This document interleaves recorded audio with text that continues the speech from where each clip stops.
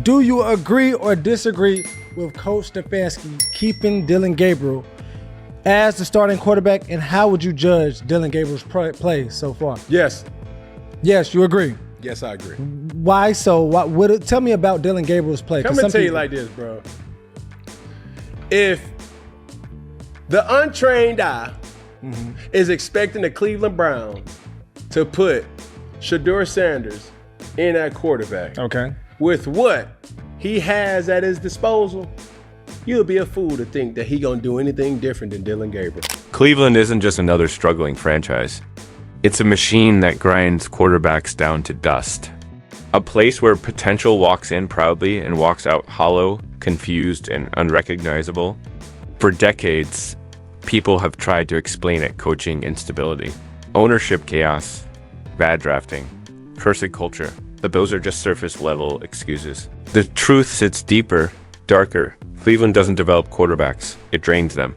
It takes bright careers and pulls the electricity out strand by strand until all that's left is the faint outline of a player who used to believe he could survive anything. That's why Cam's warning about Sanders hit so hard. He didn't speak like a commentator. He spoke like a man describing a place he'd seen swallow too many futures. He framed it less like football analysis and more like a message you whisper to someone standing outside a burning building. Do not go in there. People don't come out the same. It's built for spotlight, swagger, pressure, yes. But Cleveland doesn't care about that. Swagger melts in the chaos. Confidence evaporates in the noise. Talent becomes a weapon turned against the player who owns it. Because in Cleveland, when things go wrong, and they always do, the quarterback becomes the franchise hides behind. The headlines shift instantly. Failure is never systemic. It is never organizational. It is never cultural. It is always personal, always the QB's fault. A new quarterback enters Cleveland like a hero walking into battle. He leaves looking like the villain who started the war. With his name, his aura, his expectations, he would be blamed harder than anyone who came before. Cam didn't base his argument on feelings. He based it on history. A history so repetitive it feels scripted. New GM, same collapse. New head coach, same dysfunction. New strategies, same meltdown. Every season the Browns reinvent themselves just enough to convince people this time will be different. But every season ends with a twist everyone should have seen coming. Another quarterback exposed. Exhausted and thrown into the fire. Cleveland calls it a rebuild. Fans call it bad luck. Analysts call it inconsistency. But the quarterbacks who lived through it, they call it survival. Look at the wall of names. 2 decades of starters, backups, replacements, emergency signings, faces that once had promise, erased by the same system. It looks less like a depth chart and more like a memorial, not a list of quarterbacks, but a list of sacrifices. Each name a cautionary tale. Each number a reminder that Cleveland doesn't break quarterbacks accidentally. It does it predictably, consistently, and almost artistically, like a craftsman committed to one thing, dash, ruin, dot. This is not a franchise undergoing a rough patch. This is an ecosystem built on repetition. A machine programmed to malfunction. A loop that swallows talent the way the ocean swallows shipwrecks. Quarterbacks don't enter Cleveland with fear. They enter with hope. But hope is the first thing the Browns extract. They strip it away play by play, season by season, until the player standing there is no longer the man who arrived. The confidence drains. The joy evaporates. The belief dies quietly, and Sanders, the most scrutinized, most outspoken, most spotlight-heavy college star in the country, would be walking straight into that machinery. He wouldn't just be another quarterback on the list. He'd be the biggest name the Browns have ever had the opportunity to break. And Cleveland would break him loudly, publicly, relentlessly. Not because he isn't talented, but because the system would demand it. Imagine walking into the building day one. He's bright, he's charismatic, he's bold. He carries the swagger of someone raised around greatness. But swagger becomes gasoline in Cleveland fuel for flames the franchise has been unintentionally burning for years. The media wouldn't simply critique him, they'd dissect him. Fans wouldn't simply judge his performance. They judge his personality. Every NFL quarterback faces pressure, but in Cleveland, the pressure mutates. It becomes personal, emotional, tribal. The moment threw his first incomplete pass. The city would split into factions. Those who believed in him, those who hated him, and those who needed someone to blame for a franchise's decades of instability. And then the cycle would begin. The protection breaks down. The play calling gets conservative. The receivers drop passes. The coaching staff panics. And the quarterback, always the quarterback, becomes the public villain. Even legends like Joe Thomas have said it. Quarterbacks don't fail in Cleveland because of who they are. They fail because of where they are. Now, picture minus 26 cameras on him. National eyes watching every week. Every mistake magnified. Every reaction criticized. His confidence would be interpreted as arrogance. His composure would be labeled indifference. His competitiveness would be twisted into conflict. Cleveland has a way of turning strengths into weaknesses, and the saddest part, wouldn't even see it happening until he was too deep. Quarterbacks in Cleveland don't break in one moment. They crack slowly, quietly, invisibly, until the day they wake up and realize the city that was supposed to crown them has instead consumed them. That's the destiny avoided. That's the name he didn't add to the wall. And that's why Cam wasn't being dramatic, he was being honest. Walking into Cleveland wouldn't just risk his career.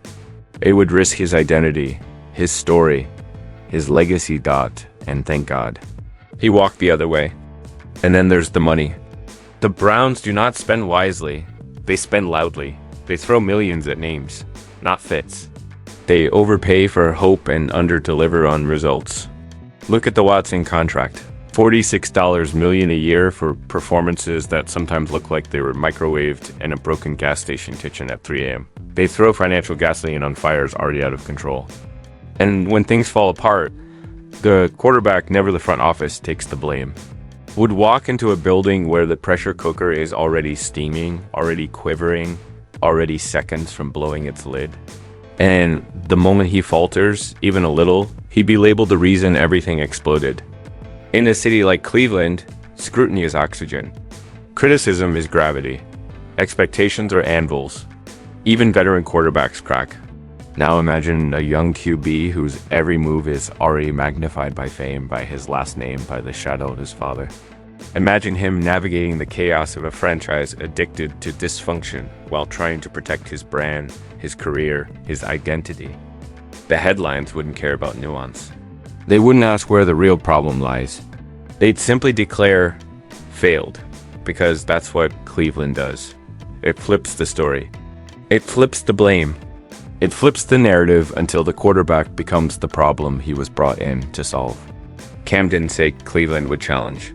He said it would swallow him entirely, completely, quietly, like a city with a hunger for quarterbacks and a history of feeding on the most promising ones first.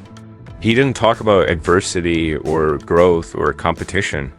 He talked about erosion, slow, painful erosion, the kind that doesn't happen in a single game or a single season, but in layers, little by little, thought by thought. Until the player standing, there is a shell of the man who walked in. Cam painted a picture not of struggle, but of suffocation. He didn't warn about blitzes or broken plays. He warned him about something much darker, the psychological gravity of a franchise that has never known stability. A place where quarterbacks don't develop, they deteriorate. Where confidence doesn't grow, it disintegrates under expectations that no one could fulfill. The Browns don't just test your arm. They test your identity. Because Cleveland doesn't break quarterbacks physically. That would be simple. They break them emotionally. They fracture the part of an athlete that must remain untouched. Belief, self-trust, inner certainty. That sacred internal foundation every great quarterback needs just to survive. Cleveland chips away at it until the questions start forming in the quiet hours. Am I good enough? Do I belong? Why does nothing work? Is it me? And those questions are poison. Cam knows this. He's watched promising QBs enter Cleveland with bright eyes and leave with a hollow stare. He's seen the optimism fade from their voices, seen the ambition drain from their posture. The ones who walked in ready to win eventually walked out grateful just to survive Sundays. That's the Cleveland effect, silent, gradual, and inevitable. A place where hope doesn't die all at once. It leaks out slowly, one bad drive, one ugly headline, one chaotic coaching meeting at a time. Because the pressure in Cleveland isn't uplifting, it's crushing. It sits on a quarterback's shoulders like wet cement, heavy, cold, never drying. You don't rise under that weight, you sink. And once you're sinking, nobody throws you a rope, they throw you questions. Why aren't you winning? Why aren't you improving? Why aren't you the guy we promised you'd be? Cleveland doesn't sharpen quarterbacks, it smothers them.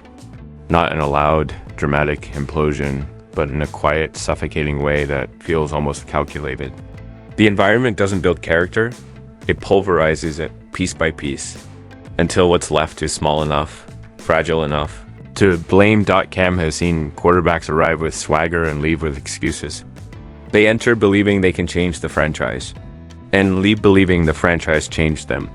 That's the tragedy he's trying to prevent for Sanders. Not failure, everyone fails. Not adversity, every quarterback faces that. He's trying to protect him from Cleveland's greatest talent.